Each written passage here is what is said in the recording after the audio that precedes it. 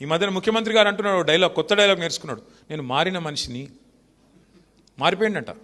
కరెక్టే, మారిపోయినావు.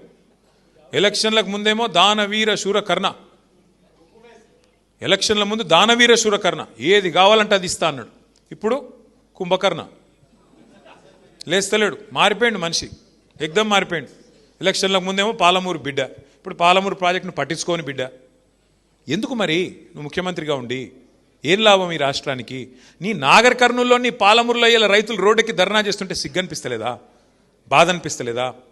గురుకుల పాఠశాలలు మేము బ్రహ్మాండంగా నడిపితే ఆనాడు ఇవాళ 140 మంది పిల్లలు చచ్చిపోయినారు ఆ గురుకులాల్లో ఈ రేవంత్ రెడ్డి వచ్చినాక. సిగ్గనిపిస్తలేదా? కరెంట్ ఇయ్యలేకపోతున్నావు, సిగ్గనిపిస్తలేదా? రైతు బంధు పడతలేదు, సిగ్గనిపిస్తలేదా? రైతుల ధాన్యం ఇవాళ రోడ్ల మీద తడిచి రైతులు ఏడుస్తుంటే బాధ అనిపిస్తలేదా?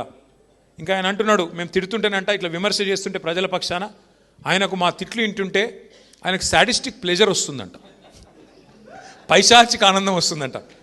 ఏమనాలి ఆయనని? మేము ఇంకా ఏమనాలో కూడా అర్థం కావట్లేదు. అందుకే మీతో నా ప్రార్థన, మా కల్వకుర్తి సోదరులతోన, మనము మళ్ళీ లాస్ట్ కేసీఆర్ వస్తాడులే, ఇట్లా చేయి ఊపుతాడు, మేము కూడా ఇట్లా ఊపుదాము. కేటీఆర్ మధ్యలో ఒకసారి వస్తాడు, ఆయన కూడా ఇట్లా అంటాడు, మేము కూడా ఇట్లా అందాము, కానీ మేము మాత్రం ఏం చెయ్యము అంటే కుదరదు. శ్రీధర్ చెప్పింది అక్షర సత్యం. దయచేసి మా మిత్రులను కోరుతా ఉన్నాం, దయచేసి మీ స్థానిక సమస్యలు, మీ గ్రామాల్లో ఉండే సమస్యలు, మీ మండలాల్లో ఉండే సమస్యలు, అవి రైతులే కావచ్చు, కులవృత్తులే కావచ్చు, లేదా ఇతరులే కావచ్చు, విద్యార్థులే కావచ్చు, ఇంకోరి కావచ్చు, ఎత్తుకోండి.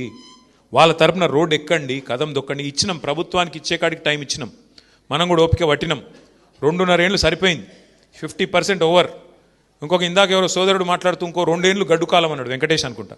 2 ఏళ్ళు ఏం లేదు, ఇంకొక సంవత్సరం తర్వాత కూర్చున్న కుక్క కూడా లేవదు రేవంత్ రెడ్డి గారికి. కూర్చున్న కుక్క కూడా నిలబడదు అంటున్నా.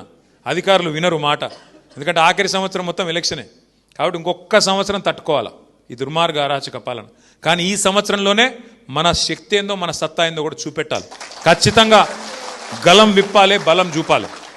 ఎట్లా అయితే తెలంగాణ ఉద్యమంలో ఆనాడు కదం దొక్కినామో, ఇప్పుడు మళ్ళొక్కసారి కాంగ్రెస్ నుండి ఈ రాష్ట్రాన్ని కాపాడుకోవడానికి, కాంగ్రెస్ కబంధహస్తం నుంచి ఈ రాష్ట్రాన్ని కాపాడుకోవడానికి తప్పకుండా అందరం కూడా నడుం బిగించాల్సిన బాధ్యత మన మీద ఉన్నది.